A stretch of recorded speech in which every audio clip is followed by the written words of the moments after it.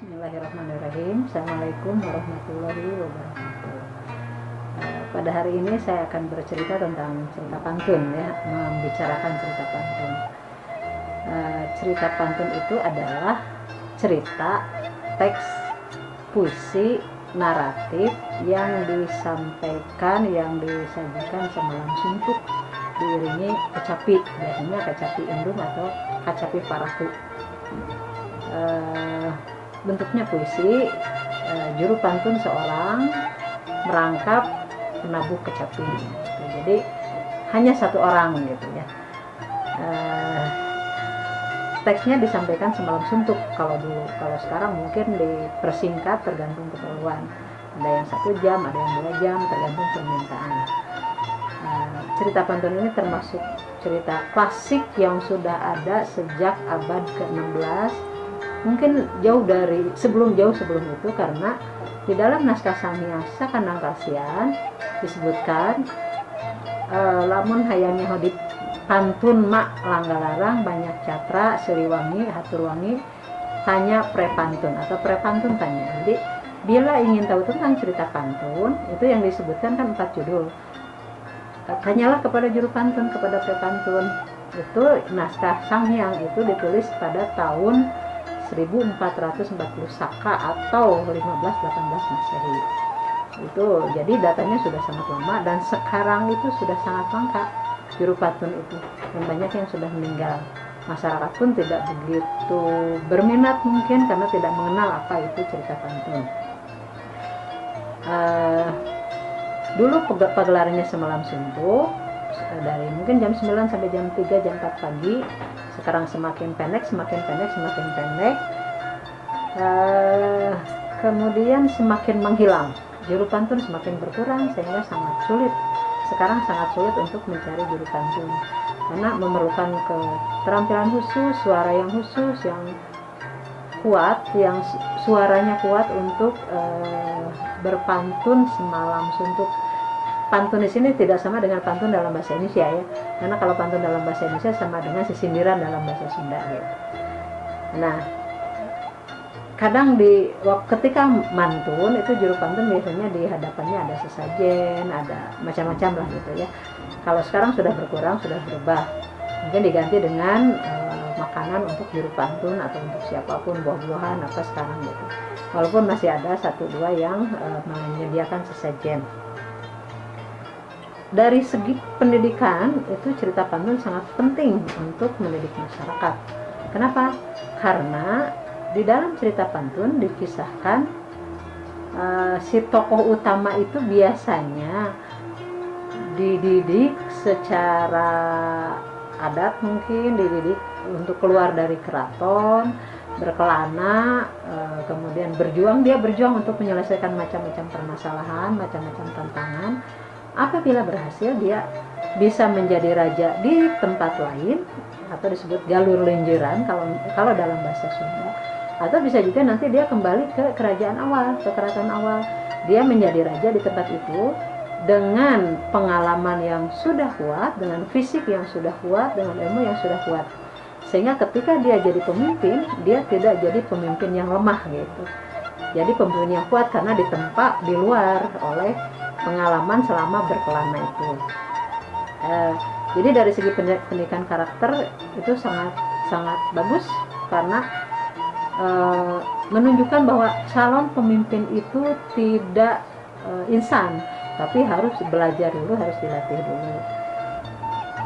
Dari segi penyebaran sekarang cerita pantun sudah langka, dan ini perlu direvitalisasi. Kenapa perlu? Karena dari segi kekayaan budaya Sunda itu sangat bernilai tinggi gitu ya. Dengan yang regenerasinya sangat sulit. Kenapa sulit? Ya itu minat generasi muda sekarang mungkin dianggapnya, kalau cerita pantun dianggap monoton karena penonton hanya diam. Beda dengan nonton musik live misalnya, yang dia bisa joget-joget. Nah, ini sangat penting, harus dilestarikan, harus direvitalisasi. Dari segi kosakata itu banyak bahasa, banyak ungkapan yang sangat bagus yang harus dikenalkan kepada generasi masa kini. Jadi berbagai media itu bisa dimanfaatkan untuk, misalnya sekarang kan ada media sosial ya, bisa digunakan untuk menyebarkan, untuk mewariskan cerita pantun. Walaupun mungkin awalnya tidak tahu, tapi generasi muda kalau sering diperdengarkan, sering melihat di YouTube misalnya, atau di rekaman-rekaman lain, mungkin lama-lama dia mau juga belajar untuk mempelajari cerita pantun itu. Kemudian di sekolah memang kalau untuk dari SD sampai SMA itu sulit untuk pewarisan cerita pantun. Yang bisa adalah di perguruan tinggi atau di media sosial itu yang di media sosial mudah gitu ya. Tinggal bagaimana cara mengupayakan supaya generasi muda itu tertarik akan cerita pantun, atau mungkin dalam bentuk lain, di bukan modernisasi, mungkin di misalnya cerita pantun dibuat novel seperti yang sudah dikerjakan oleh Ayub Rosidi, tetapi teks pantunnya itu sendiri harus tetap ada gitu, supaya masyarakat tahu bahwa ini cerita pantun, supaya tidak tertukar dengan teks lain. Ya mudah-mudahan kedepannya masyarakat terus menghidupkan kembali cerita pantun. Terima kasih. Assalamualaikum warahmatullahi wabarakatuh.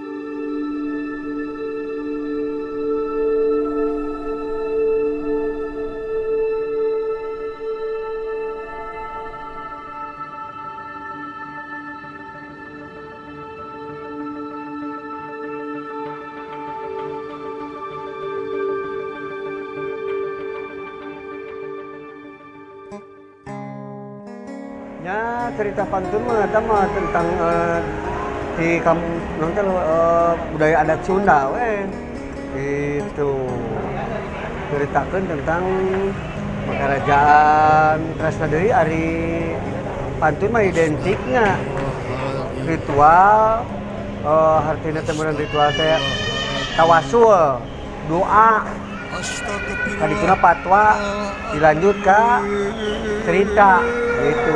Kami sebut cerita pantun Sunda gitu. Sateyasana anu tos dipasieun ke guru ka Amang sapertos mending di Kusuma Ciung Wanara Lutung Kasarung, pernikahan dan Subanglarang sareng Eyang Siliwangi gitu. Oge aya karangan Amang, karya Amang, dongeng karangan Amang gitulah. Itulah istilahnya. Ya, kahiji doa, pentingnya doa ke Allah Subhanahu wa taala supaya abdi dipasieun kegiatan kesehatan lahir batin keselamatan sajroning mantun. Allah nu kawasa sok sanaos barejeung kesenian muhun. Gitu. Kahiji.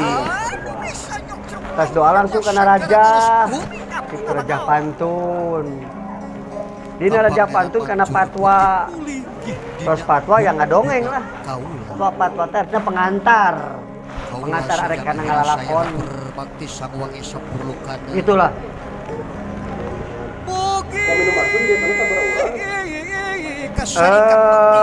Satrang guru abdi mah 2. Kapungkurna pan nalika zaman kerajaan baheula. Singetna ka Ibu Karama Raden Kucung Aradilah sareng Aki Darawale tumukus di Pajajaran. Gitu. Ka Ibu Hawa Karama Adam Kacapi sareng juru kukus akanapi engklok. Kadulur kaula nu 4 ka 5 pancer. Kadulur kaula nu 6 ka 7 pancer. Anu kacapi mah sabari ngadongeng. Lah gitu. Ka Anini. Gitu. Kaki saja di Anini Parajibatin Aki Parajibatin. Sasajen. Anu bisa ngarapakeun anu bisa Ya, mereka anu bisa tergantung di pasien kudu hajat sih harus nama. sanap ngan peda ti guru nage ka amang teh dada agung nya pasti kedaya sesajen gitu itulah artinya teh mun sarata sajen syarat sangka genre eta mah pengemasan budaya dina pantun dina seni oge gitu itulah Parangon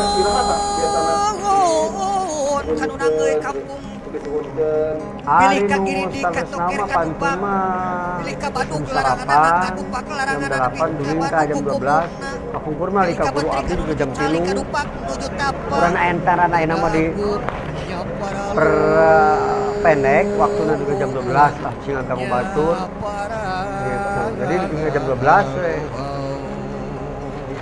Buka gitu kurang buka sifat Cekcokan buka ora hiji ruatan jalmi kadua ruatan bumi katilu turun nyambut kapagsri sajeng sajabana soalna upami nu di ruat teh paminurkeun guru abdi mah seur budak lumbang nu nanggung bugang budak tilu laki unggul budak awe tilu laki awe unggul gitulah biasanya subang masuk di ruat supaya dia mah percaya selangkung